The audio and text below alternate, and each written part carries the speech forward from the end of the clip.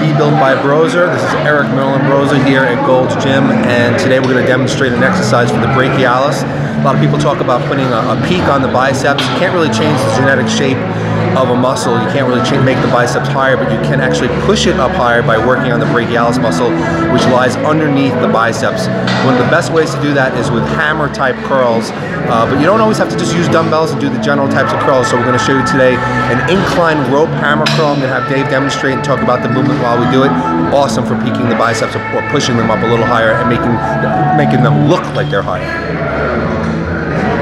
Okay guys, so as you can see, we're doing this movement using the rope. He's holding it in a hammer position. We have him on an incline of about 45 degrees. You can play with this incline a little bit from set to set and try it at different angles. His elbows are staying up high and away from the body. When the elbows are up and away from the body, it actually will reduce biceps work and make the brachialis work harder. Then when you couple that with the hammer grip, the brachialis is doing even more work, and of course we're also working the forearm, the brachioradialis, and we're getting more mass in the top of the forearm. But what we're trying to work primarily here is right in here. I'm going to point to it. That's where the brachialis is. You can see that little ball right there that lies underneath the biceps. When you develop that muscle, it'll push the bicep up higher, giving the illusion of a greater peak. Don't try to go too heavy in this exercise, otherwise you won't get that full squeeze. You want to get a full range of motion, squeeze hard to the top. Awesome movement for the brachialis. All right, Biggie, we just wrapped up another arm training session today. It was a good exercise. I'm glad you showed that last time we did that. I figured it'd be great to put in the show. So yeah, hope that people like it. But I had a ask more than question for you, and it's about diets. You know, over the years, it always seems to be new trends and new fad diets, and always a thing that people seem to be doing. Lately, it's been the keto diets. But I remember back in the past, it was paleo and the zone. Remember the zone? Yeah. And, you know, all those diets and stuff. In your opinion, because I don't even know what you would call your kind of diet. I don't know if there's a name for it, maybe the Merlin diet. But I don't even know how you get to the numbers you're giving me. All I know is that it does work, and it works for, you know, pretty much everyone who's on it.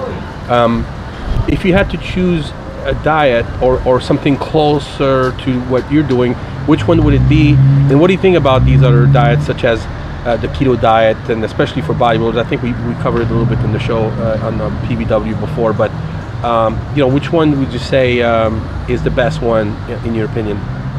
Which one was best? Well, I mean, I think that, you know, yeah, there's a whole different, you know, sets of diets out there, and a lot of them are just repackaged under different names, and they pop up now and again, or they have slight tweaks on the others. But and I've tried pretty much all of them because I wanted to, you know, I did the zone for a while. I've done keto diets. I've done the anabolic diet. I did Dan Duchesne's diet. I did all those different diets to see, because I didn't want to just say something works or doesn't work just by theory. I wanted to actually practice it before I said anything. And I came to the conclusion that, you know, it's there's a difference between a diets program that works for just a kind of a sedentary individual, somebody who needs to lose weight, or, you know, even the casual lifter or the casual exercise person who's not necessarily concerned with, you know, maximizing muscle mass and,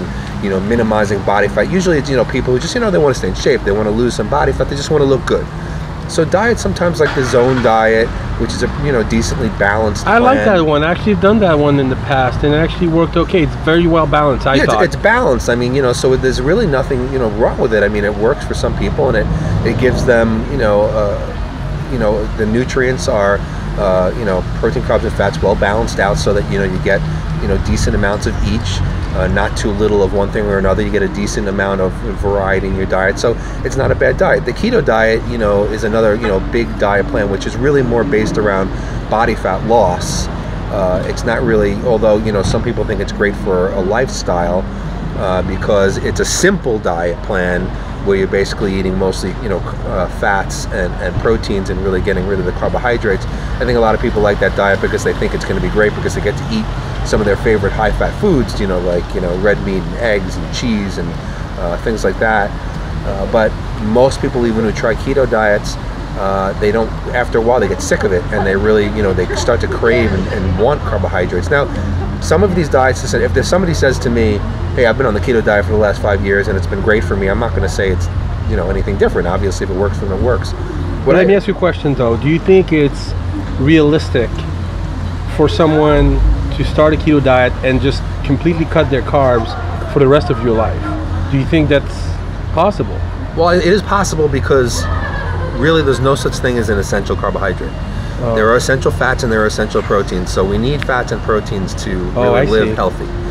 We can live without carbohydrates. Okay. So it really is not like somebody's going to necessarily be unhealthy without carbohydrates. I think that it's difficult to meet your nutrient requirements without some form of carbohydrates, and I think that if you are, because on this show we deal mostly with people who are into performance, whether they be athletes that are playing recreational sports, or they're bodybuilders, fitness, physique, figure, people who need to, maximize muscle mass and minimize body fat. We're starting to talk about something different, and I think that it's a mistake to get rid of carbohydrates, because carbohydrates is essential for, it's essential for energy. Well, essential, I don't mean like essential for life, but I mean it's essential in terms of providing the best energy in having the body release insulin, which is a very, very powerful anabolic hormone. And I think that when you're talking about maximizing the amount of mass you carry, especially when you're talking about diets that are preparation diets for competitions, photo shoots, vacations, whatever it might be, where you need to hold on to muscle mass, getting rid of carbohydrates, I know for sure actually will over time eat up muscle tissue, because the body will definitely start to use amino acids and protein from muscle with zero carbohydrates to supply glucose to the body. It will also, you won't be releasing any insulin. Cortisol levels will go up. So I mean, there's reasons why, but it does work for some people because they they end up very, very ripped. But what I have found is there's a difference between something that quote unquote works and what's optimal. So now we're talking about what's optimal. We're talking about what's going to have the best overall result. And I think that with my diet, I couldn't really give it a specific name unless you wanted to call it the Merlin diet. But basically what I do is I use timing of nutrients. My diets aren't based on calories. I don't really worry too much of calories. I worry about how much protein, how many fats, and how many carbohydrates we're eating in a day. And I time the nutrients from when the body is going to need them, and that will be probably mostly based around carbohydrates. So in the morning, generally, after we've fasted overnight, we haven't eaten for a very long time, cortisol levels are high. You want to get some carbohydrates into the system. That's when your insulin sensitivity is very, very high. You want to, bring your cortisol levels down, get into an anabolic state. So first thing in the morning, generally that's when I will put in one of the larger carbohydrate meals.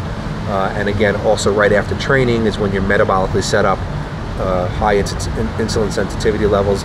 Your body's going to drive most nutrients towards muscle cells and away from fat cells after a good weight training workout. So I try to time most of the carbohydrates at those two meals, and then at the other meals I may pick up a little bit more. Every meal is going to have protein, basically split pretty much evenly throughout the day. I may emphasize a lower fat protein or a whey protein around workouts so that you have a little bit quicker amino acids into the system. And fats, I believe, a lot of people wonder why a lot of my diets don't have carbohydrates right before training. And again, these are not rules because everybody's a little bit different. But many times, especially when we're talking about cutting diets, I take the carbohydrates out of the pre-workout meal and allow the body to utilize stored glycogen rather than sugar that's floating around the bloodstream. And then the body will also start to tap into body fat stores during workouts. It also keeps insulin levels low during workouts, which raises growth hormone levels. So again, that's great for fat burning and muscle building. So I mean, without and again, every client is a little bit different. Depends on your body fat levels. It depends on where you are in the season, whether you're trying to build mass, while you're trying to cut up. and you know what your particular goals are, when the competition is, when everything is. So everything will change a little bit. But basically the thing is that I don't believe that you should de-emphasize any particular nutrient. I think you need to time the nutrients when your body needs it. That's the smartest way to work with your body, work with, you know, with your system when you need it. And that's why a lot of people say, oh, it doesn't make a difference, calories are the same. A calorie is a calorie, you know, as long as your calorie levels are right, or you know, you meet your macronutrients for the day. That's not true. You actually, you know, a calorie isn't a calorie. You're not going to look the same eating 1,000 calories of protein or eating 1,000 calories of carbohydrates. That's right. You're not going to, if your protein requirements is 300 grams for the day, I don't recommend that comes in one big meal and not spread out over meals. I mean, your body has certain requirements all throughout the day, depending on what your activity level is, when you're training, when you're sleeping, when you're working, so on and so forth. So there is no one diet. I'm not going to say there's every diet. I do everything individually, but basically I use a medium to high protein diet for my athletes. I definitely use a high amount of essential fatty acids, and I don't overuse carbohydrates. I find that too many carbohydrates, unless you're a very, very, very genetically gifted person, can make most people, you know, hold on to weight that they don't have to hold. I think you could stay leaner if you keep your carbohydrates a little bit lower and raise your essential fats up, but you have to time everything correctly and work with the body. Maybe you can call it a timing diet. Yeah, you can call it Merlin's nutrient timing diet or something like that. I like it. New name, trademark. Yeah.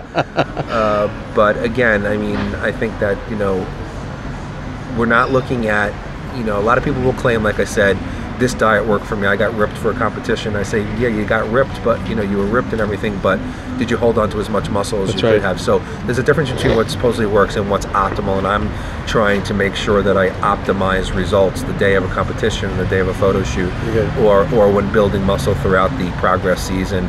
And so, you know, every diet has to be individualized, but you have to really, I have found, timing the nutrients properly and working with your body properly when it needs certain things is what's going to optimize. You have to think about the physiology, you have to think about how the hormonal system works, the whole hormonal cascade around workouts, around sleep, around waking up, and what nutrients are going to best work with that, and that's the most important aspect of diet. Cool. Well, you just gave me another idea for a future Ask Merlin questions about that. We're not going to do it today though, because I want to save some stuff for later. Yeah, seriously, only one at a time, buddy. All right, thanks. All right.